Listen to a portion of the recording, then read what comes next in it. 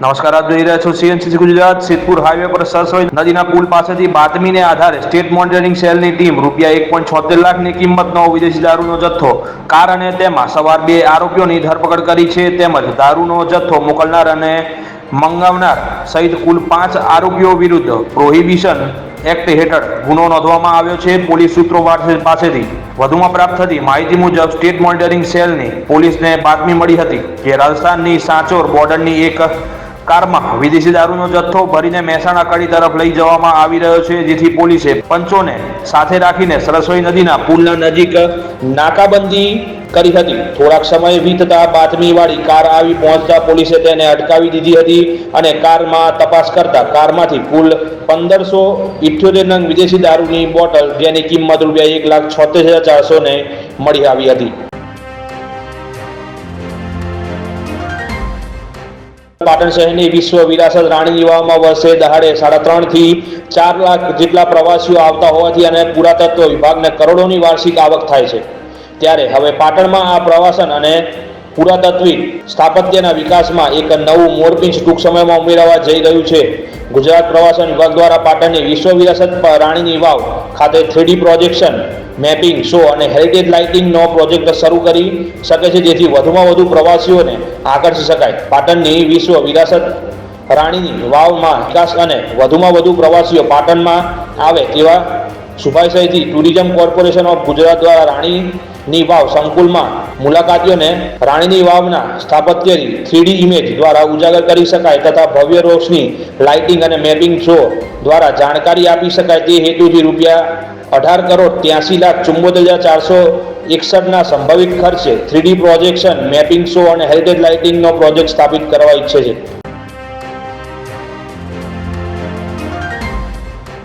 પાટણ જિલ્લા પંચાયતની આરોગ્ય સમિતિની બેઠક સમિતિના ચેરમેન હેતલબેન જગદીશભાઈ ડાભીની અધ્યક્ષતામાં મળી હતી. જિલ્લા પંચાયત જાહેર આરોગ્ય સમિતિની નવા વર્ષની અને ચેરમેનની પ્રથમ બેઠકમાં જિલ્લામાં વિવિધ તાલુકાઓમાં આરોગ્ય, પેટા આરોગ્ય કેન્દ્ર અને જર્જરિત અને જૂના મકાનોમાં કંડમ કરવા બાબતે ચર્ચા વિચારણા કરી 18 જેટલા પેટા આરોગ્ય કેન્દ્રની કંડમ કરી નવા બનાવવા નિર્ણય કરવામાં આવ્યો હતો.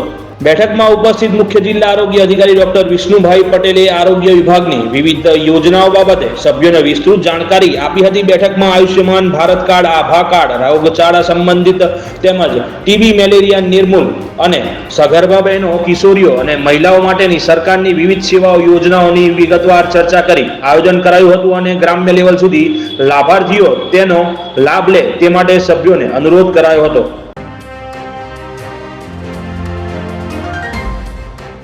પાટણ જિલ્લામાં કાર્યરત જિલ્લા ગ્રાહક તકરાર નિવારણ ફોરમ ગ્રાહક અદાલત જ્યારથી પાટણમાં સ્થપાઈ ત્યારથી ડિસેમ્બર 23ના અંત સુધીમાં કુલ 3140 જેટલા કેસો દાખલ થયા છે, જેમાંથી 2925 કેસોનો નિકાલ કરાયો છે અને 215 કેસ પેન્ડિંગ છે, એવી જાણકારી પાટણ જિલ્લા ગ્રાહક તકરાર નિવારણ ફોરમના પ્રમુખે પાટણ જિલ્લા નાગરિક પુરવઠા અને ગ્રાહક સુરક્ષા સલાહકાર સમિતિમાં બેઠકમાં આપી હતી. ફોરમના પ્રમુખ બેઠકમાં તેમની કચેરીની કામગીરીની સમીક્ષા કરતા રજૂ કરેલી આંકડાકીય માહિતી આપતા જણાવ્યું હતું કે પાટણ જિલ્લા ગ્રાહક કોર્ટમાં ડિસેમ્બર 2023 અંતિમ મહિના કે ક્વાર્ટરની શરૂઆતમાં 218 ફરિયાદો પેન્ડિંગ હતી. તેમની મહિના દરમિયાન 35 નવી ફરિયાદો ફાઇલ થતા કુલ પેન્ડિંગ 253 કેસોની હતી, જેમાંથી મહિના દરમિયાન 38 કેસોનો નિકાલ કરી દેવાતા હાલમાં 215 કેસો પેન્ડિંગ છે.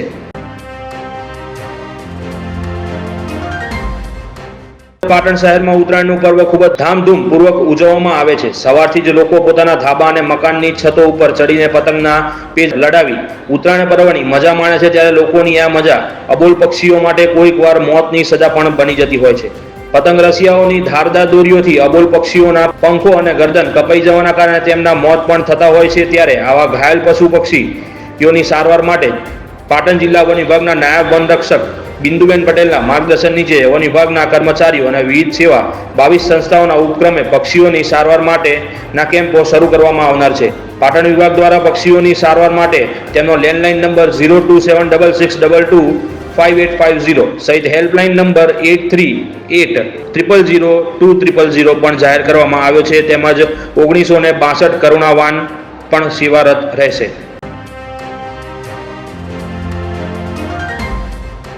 રાધનપુર શહેરમાં અયોધ્યામાં ભગવાન શ્રી રામની પ્રાણ પ્રતિષ્ઠા નિમિત્તે અત્યારથી જ ઝગમગાટ જોવા મળી રહ્યો છે. શ્રીરામ સેવા સમિતિ દ્વારા હાઈવે 4 રસ્તા ઉપર આવેલા પુલની બંને બાજુ લાઇટો ગોઠવીને શૃંગાર કરવામાં આવ્યો છે. આ ઉપરાંત હાઈવે 4 રસ્તાથી છેક ટાવર સુધી મેઇન રોડની બંને બાજુ લાઇટો ગોઠવવાની કામગીરી ચાલી રહી છે. તારીખ 22ના રોજ સમગ્ર શહેરમાં દિવાળી જેવો માહોલ જોવા મળશે.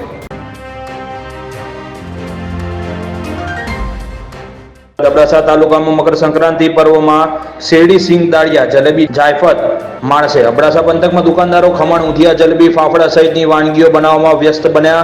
અબડાસા તાલુકાના મુખ્ય મથક નલિયામાં મકર સંક્રાંતિ પર્વમાં ઊંધિયું અને જલેબીનું વિશેષ મહત્વ હોય છે. મકર સંક્રાંતિના પર્વમાં પતંગ રસિયાઓ ઊંધિયા અને જલેબીની જાયફત માણતા હોય છે, જેના પગલે અબડાસા તાલુકાના નલિયામાં નાસ્તાની લારીઓવાળા ઊંધિયું જલેબી ફાફડા ખમણ સહિતની વસ્તુઓ બનાવવાની તૈયારીઓમાં વ્યસ્ત બન્યા છે. આ ઉપરાંત સિંગની ચીકી, તલની ચીકી અને લાડુ દાળિયાની ચીકી, કાળા તલની ચીકી, કોપરાની ચીકી, ડ્રાયફ્રૂટની ચીકી સહિત આઇટમોનું ચલણ રહે છે. શિયાળામાં ચીકી હેલ્થની દ્રષ્ટિએ પણ બેસ્ટ હોય છે. મકર સંક્રાંતિ પર મમરાના લાડુની પણ માંગ વિશેષ રહે છે. મકર સંક્રાંતિના દિવસે લોકો પતંગ ઉડાડવાની સાથે વિવિધ વાનગીઓને પણ મોજ માણતા હોય છે, જેથી નાસ્તાની લારીઓ પણ ઉત્તરાયણની સ્પેશિયલ આઇટમ બનાવવાનું શરૂ કરી દીધું છે.